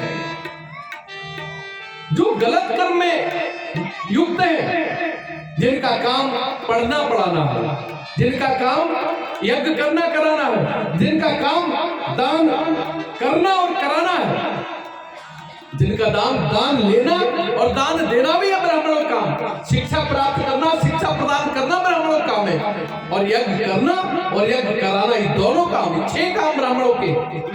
लेकिन इन कामों से व्रत रहकर जो विषय में लीन रहता है, जो भोग में रहता है, जो लालच में रहता है, लोभ में रहता है, केवल स्वार्थ में रहता है, वो ब्राह्मण सोचनीय है। राजा दशरथ सोचनीय है, और वो राजा सोचनीय है जो जनता की अपने प्राण के समान रक्षा नहीं करता, सेवा नहीं करता, चिंता नहीं करता। वो राजनेता, वो राजा सोचनीय है। अरे और कहते हैं सोचिए बयस कृपन धनवानो, सोचिए बयस कृपन धनवानो, जो न अतिथि शिव भगति सुजानो, जो नयति से भगति सुजानो। और सोचिए पुण्यपति बंधक नारी, सोचिए पुण्यपति बंधक नारी, कुटिल कलह प्रिय इच्छाचारी, कुटिल कह दी। सोचनीय है कौन? सोचनीय वो है, वो वैश्य सोचनीय है, वो वैश्य सोचनीय है जो अपने धन का सदुपयोग नहीं करता, जो कमाता है लेकिन जोड़ कर रखता है, जो उसे धर्म के काम में खर्च नहीं करता, वो वैश्य सोचनीय है। वैश्य का मतलब अपने यहाँ भी महाराज जी ने गीता पर कुछ उपदेश दिए थे, उसमें कहा था जाति कर्म विभाग से, कर्म के अनुसार जाति है। जाति कोई ऐसी नहीं है कि कपड़े धोने वाला धोबी हो गया चाहे ब्राह्मण है। मैं तो कहता हूं जाति चार जो है, ब्राह्मण, वैश्य, शूद्र और क्षत्रिय, वो मेरे अंदर भी निवास करती है। जब मैं सुबह उठता हूं और मैं जब सोच जाता हूं, अपने हाथ से विष्ठा छूता हूं, तो मैं उस समय कौन हो जाता हूं? शूद्र। और जिस समय मैं नहा धोकर तैयार होकर भगवान का भजन करता हूं, प्रार्थना करता हूं, पूजा करता हूं, उपवास रखता हूं, भजन करता हूं, मनन करता हूं, उस समय मैं ब्राह्मण हो जाता हूं। और जिस समय कोई मेरे समाज, देश, धर्म, माता बहन पर उंगली उठाता है, कोई दृष्टि गंदी रखता है, उस समय मैं जब तलवार लेकर खड़ा होता हूं तो मैं क्षत्रिय हो जाता हूं। और जिस समय देश, समाज, धर्म के लिए दान करने की इच्छा होती है, जिस समय देश, समाज, धर्म के लिए मैं दान करने के लिए, परिवार चलाने के लिए दुकान चलाता हूं, पैसा कमाता हूं, या पैसे के प्रति सोच के लिए कुछ समय लगाता हूं, उस समय व्यस्त हो जाता हूं। इसलिए पृथ्वी का हर व्यक्ति शूद्र है, हर व्यक्ति ब्राह्मण है, हर व्यक्ति क्षत्रिय है, हर व्यक्ति वैश्य है। चारों वर्ग हर व्यक्ति के अंदर रहते हैं। हमें जातिवाद में तो अंग्रेजों ने बांटा, हमें जातिवाद में मुगलों ने बांटा, हमें जातिवाद में आज केवल राजनीतिक पार्टियां, चाहे वो कोई सी हो, वो अपनी रोटियां सेकने के लिए जातिवाद में बांट रही है। और जो कहती है हम जातिवाद नहीं, हम राष्ट्रवाद है, हम हिंदूवाद है, उनके यहाँ बहुत जातिवाद है। उनके यहाँ वो पिछला सम्मेलन, अगला सम्मेलन, कि ये सम्मेलन, कि वो सम्मेलन, कि ये वर्ग, कि इसके सबके अलग अलग जातिगत आधार पर उनकी विंग है, अलग अलग संगठन है, पिछला मोर्चा, अल्पसंख्यक मोर्चा, जिस सब मोर्चे उर्चे बना रखे, और वे कहते हैं हम राष्ट्रवाद और हिंदूवाद। मैं ऐसे कोई भी पार्टी के लोग हों जो जातिवाद को बढ़ा देते हैं, भारत को कमजोर करने का प्रयास कर रहे हैं, उन सबको मैं निवेदित भाव से डांट कर भी कह सकता हूं, व्यासपीठ है, ये अपनी नीति छोड़े, राष्ट्र भक्त, राष्ट्र प्रेम और धर्म प्रेम इनके साथ अपने लिए जोड़े। सबसे निवेदन है, किसी वर्ग, संप्रदाय, किसी जाति विशेष के लिए हम कुछ करेंगे, ये देश के साथ, ये समाज के साथ, ये मनुष्य के साथ अन्याय है। सबको समान रूप से देखें, सबको समान भाव से देखें, सबको समान प्रेम दें। और जो नेता, जो व्यक्ति भेदभाव करता है, जो अपनी जनता को प्राण प्रिय नहीं समझता है, वो नेता, वो राजा, वो सोचनीय है। उसके विषय में सोचना चाहिए कि हमें वोट देना है नहीं देना, ये सोचने का विषय है। दूसरा, वो नारी सोचनीय है जो पति से छिपाती है, छिपाव रखती है, दुराव रखती है, सोचनीय पुण्य पति वंचक नारी, जो पति को वंचना देती है, धोखा देती है, और जो समय समय पर कलह करती है, उस नारी पर सोच की बात है, उस नारी को सोचनीय मानना चाहिए। राजा की मृत्यु सोचनी नहीं है। और बहुत सारी चीज सोचनीय, सब विधि सब ही विधि सोई, और जो न छाड़ हरिजन हुई, छाड़ छल हरिजन हुई। और सोचनीय वो व्यक्ति है जो छल कपट से युक्त रहता है, जो छल कपट को छोड़कर भगवान का भजन नहीं करता, जो 1%, मैंने 10% की बात नहीं कर रहा हूं, 1% तन मन और धन दान नहीं करता, जो 1% तन मन धन दान नहीं करता, उस व्यक्ति सोचनीय है। तन से समाज की, गरीबों की, निबलों की, जिनकी आवश्यकता है, जहां कम वहां हम भाव से तन से सेवा करना। 24 घंटे में 10% नहीं, 1% कह रहा हूं, मन से भगवान का भजन करना, सबके स्वभावना सोचना, अच्छा सोचना, और धन से सेवा करना, धन का दान करना। कहां दान करना यह भी ध्यान रखना। आजकल भिखारी आते हैं, हम उन्हें दान कर देते हैं, और उनकी बाद में देखो, हमने कोई भिखारी, आज तक हम 50 भिखारियों से मिले, मैंने कहा भाई आपके भोजन की, रहने की, खाने की तीनों व्यवस्थाएं मेरी जिम्मेदारी है। बोला आपको देना दो, नहीं तो आप जाओ। तो कोई भिखारी आपसे भीख नहीं मांगता, इसलिए उसे क्या क्या खाना है, क्या क्या पीना है, उसका उपयोग है। उसे भोजन नहीं चाहिए, उसे मकान नहीं चाहिए, इसलिए पैसा मत दो भिखारियों को। अगर भूख लग रही है तो भिखारी कितना भी गंदा हो, कितना भी चरित्रहीन हो, कितना भी शराबी हो, ज्वारी हो, कितना भी गंदा हो, अगर भूखा है तो उसे भोजन करो, पैसा मत दो। क्यों? पैसे, आपका पैसा अगर उसे दिया और उसने शराब पी, तो जो उसके अंदर आत्मा रहती है, जो परमात्मा का बेटा है, वो शराब से आत्मा को कष्ट होगा, और अपनी आत्मा को नहीं, हजारों आत्मा आस पड़ोस में, मोहल्ले पड़ोस की आत्माओं को कष्ट होगा। और जब आत्मा को कष्ट होगा तो आपका पैसा परमात्मा के खिलाफ जा रहा है, इसलिए पैसा ऐसे भिखारी को मत दो।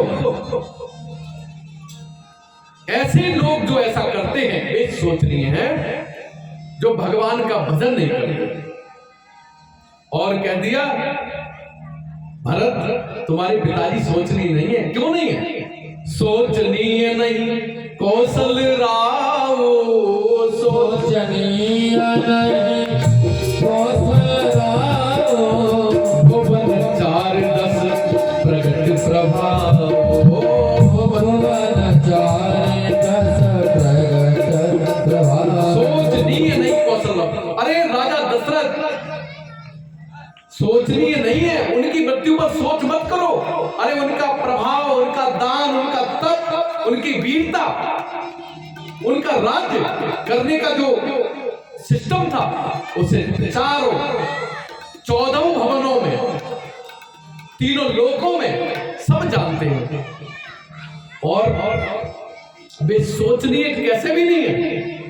भयऊ ना आई, ऐसा राजा आज तक ना हुआ और भविष्य में कोई होगा भी नहीं। इसलिए भरत उनकी मृत्यु पर सोच मत करो।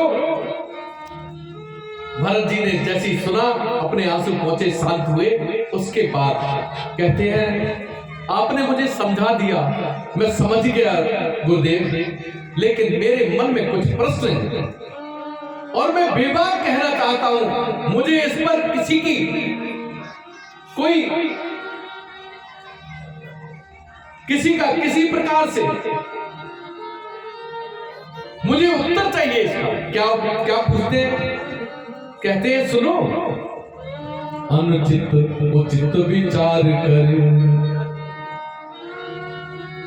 जे पालहि पित बैन।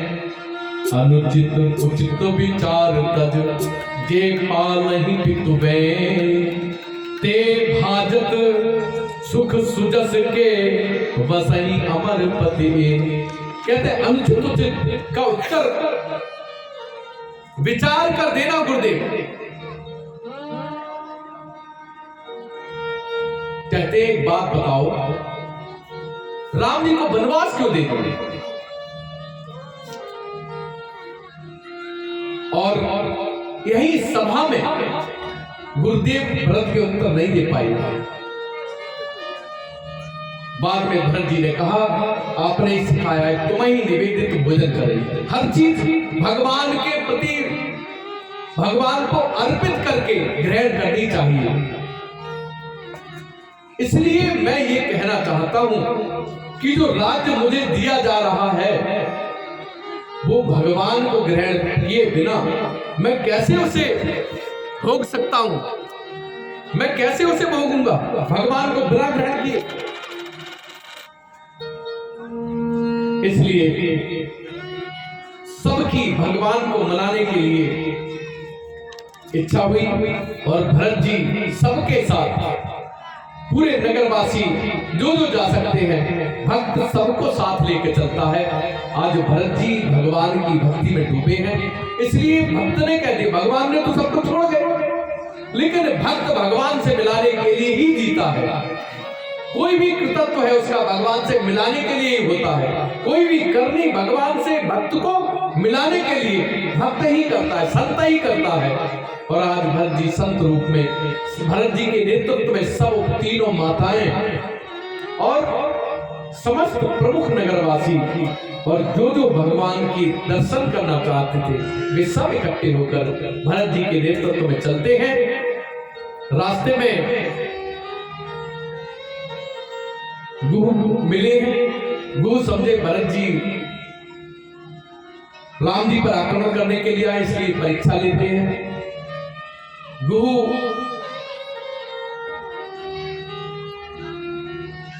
बंधे हुए पक्षी, कंदमूल, फल और मछलियां, 3 थालियां लेकर भगवान के सामने 3 बंधुओं को भेजते हैं। और भगवान वो सोचते हैं कि यार बंधे हुए पक्षी, इसका मतलब समझौता करना चाहते हैं। मछलियां मतलब एक पक्षी, मछलियां और कंदमूल फल। कंदमूल फल मतलब बंधे हुए, मछलियां मतलब युद्ध करना चाहते हैं। कंदमूल फल स्वागत सम्मान हम करेंगे उनका। और कथा बहुत लंबी है, शॉर्ट करने के कारण थोड़ी सी परेशानी आ रही है। इस प्रकार से भगवान की के पास तब तक खुद गुरु पहुंच गए साथ में। भगवान के भाई भरत ने जैसे ही गुरु को देखा, जैसे ही उन्हें पता चला ये तो राम जी का मित्र है, अपना रथ छोड़कर कूदकर गुरु के गले लगे और पूछा, गुरु भैया कैसे हो आप? बोले, जिसके लिए चक्रवर्ती महाराज भरत रथ छोड़कर आगे आ गए हो, जिसके लिए भगवान राम ने गले लगाया हो, वो कैसा हो सकता है? ये तो आप ही जानते हैं, आप ही समझ सकते हैं। वहां से गुरु की अगवानी में सब भरद्वाज जी के आश्रम पहुंचे, रात्रि वहीं रुके हैं। भरद्वाज से कुशल क्षेम पूछी है, भरद्वाज जी का आशीर्वाद लेकर वहां से चले हैं और भगवान से मिलने के लिए उधर भगवान के पास पहुंचने वाले हैं। भरत जी नीचे खड़े हैं। रात्रि में जानकी जी ने सपना देखा कि माताएं श्वेत वेश में बैठी हुई,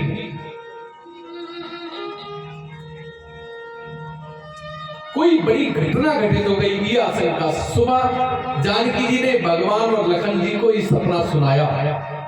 लखन जी ने जानकी जी को समझा दिया और कह दिया, जानकी कोई बात नहीं है, सपने तो आते जाते रहते हैं, कोई बात नहीं, तुम अपना काम करो। लखन के साथ बैठे और भगवान के नेत्र सजल हो गए। लखन भैया लगता है लखन सपनया नीक न होई, लखन सपनया नीक न होई, कठिन कुचाल सुनाए होई, कठिन कुचाल सुनाए होई, अस कहीं बंधु समेत नहाने, अस कहीं बंधु समेत नहाने,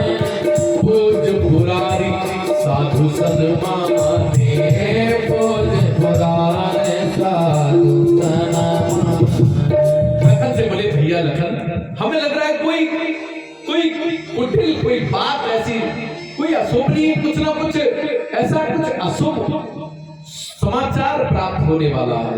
लगता है कोई कुटिल कोई ऐसी बात कोई बताएगा जिससे हमें दुख होगा। लखन ये सपना ठीक नहीं है। और उसके बाद लखन के सहित गए, स्नान किया। स्नान करके भगवान शंकर की प्रार्थना से प्रार्थना की, सब ठीक रहे, ठीक हों, और संतों के पास जाके आशीर्वाद लिया और भजन में बैठे। और इधर भरत जी को गुह ने बहुत दूर से बताया कि देखो वहां भगवान रहते हैं। भरत जी भगवान के सामने जाने से डरते हैं। और इधर लखन को दौड़कर कुछ ग्वालियों ने आकर समाचार दिया कि कोई भरत नाम के राजा अपनी तीनों सेनाओं, 3 प्रकार की सेनाओं के साथ वे इस ओर आ रहे हैं। भरत जी नभ, थल और जल तीनों सेनाओं के साथ आए क्यों थे? क्योंकि वो चाहते थे भगवान का यही राज तिलक करके और तीनों सेनाओं का गार्ड ऑफ ऑनर देकर साथ ले जाना चाहते थे। लेकिन जब ग्वाल वालों ने समाचार दिया तो लखन जी वहीं खड़े हो गए, क्रोध में धनुष बाण संभाल लिया। बोले प्रभु आप चिंता मत करना, ये उसी का तो बेटा है जिसने तो वनवास दिया है। अरे उसी का तो अंश है। इसके मन में राज को निष्कंटक करने का विचार आया होगा, इसलिए आपको मारने के लिए आया होगा ये सेना को लेकर। और सुनो, चाहे शंकर खुद हजारों सैकड़ों शंकर आ जाए, शंकर भगवान, उन सब से भी मैं युद्ध करूंगा आपके लिए, आप चिंता मत करना। आपको आपका किसी प्रकार का हित नहीं होने वाला जब तक मैं। और इस प्रकार से क्रोध में खड़े हो गए। भगवान ने बहुत समझाया,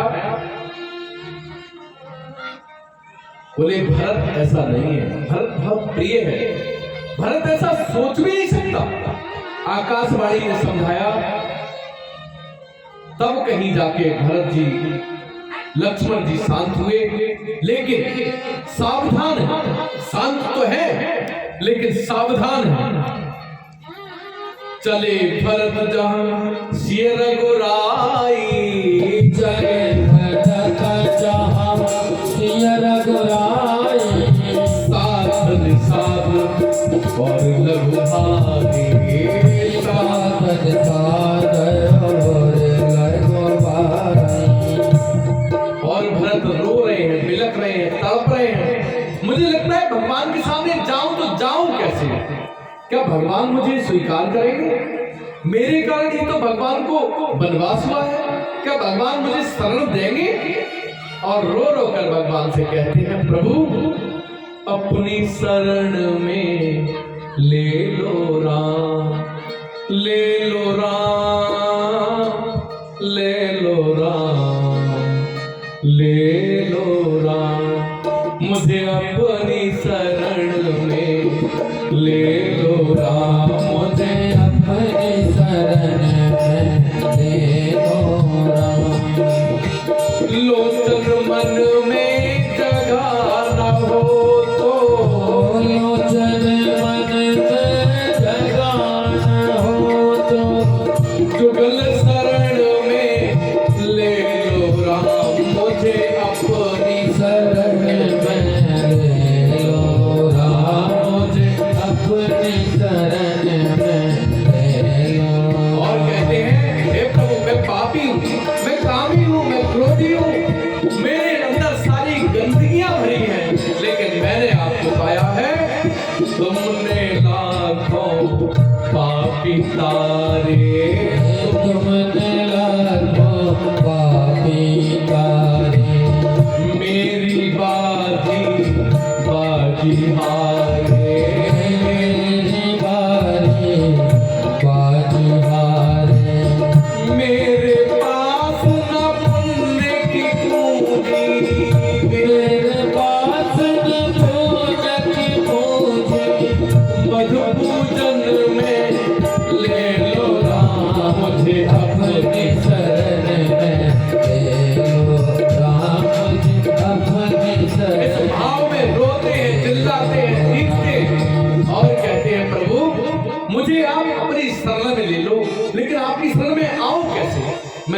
बहुत पाप किए हैं, मैंने बहुत दुख झेला है और मैं आपका विरोध स्वीकार नहीं कर सकता। प्रभु मुझे अपनी शरण में ले लो। प्रभु हाथ जोड़कर निवेदित भाव से भगवान के पीछे से जाते हैं। भगवान जहां बैठे हैं, भगवान जहां बैठे हैं,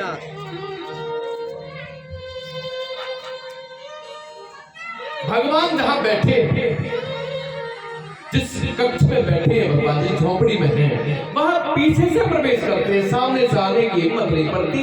जैसे भगवान पीछे से, भरत जी पीछे से प्रवेश करते हैं, भगवान लेते हैं और भगवान का दुख संताप कष्ट दूर करने के लिए लखन जी वहीं बैठे हैं। लखन जी चरण सेवा कर रहे हैं। लखन जी की दृष्टि उधर है, लेकिन भगवान की दृष्टि उधर नहीं है। भगवान भी चाहते जब भी भरत आए तो लखन पहले बताए। लखन ही तो विरोध कर रहा था। भरत जी आए, प्रभु प्रभु प्रभु मैं पापी भरत, इतना कह पाए और गिर गए भरत। उसी समय लखन जी ने कहा भैया भैया, वे चाहते थे कि कैसे भी लखन एक बार कहे।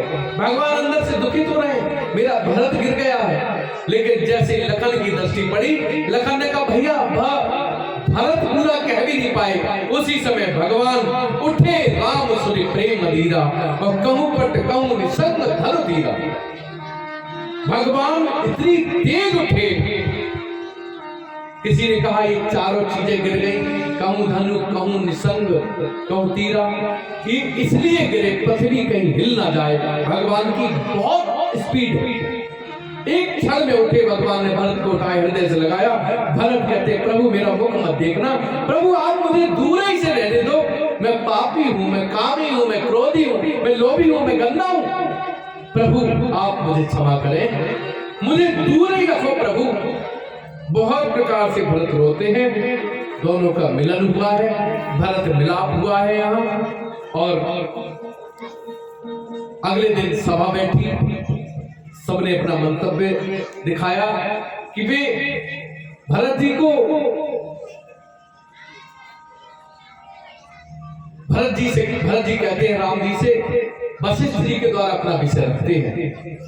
ये विषय पूरा हो नहीं पाया जब तक जनक जी आ गए। जनक जी ने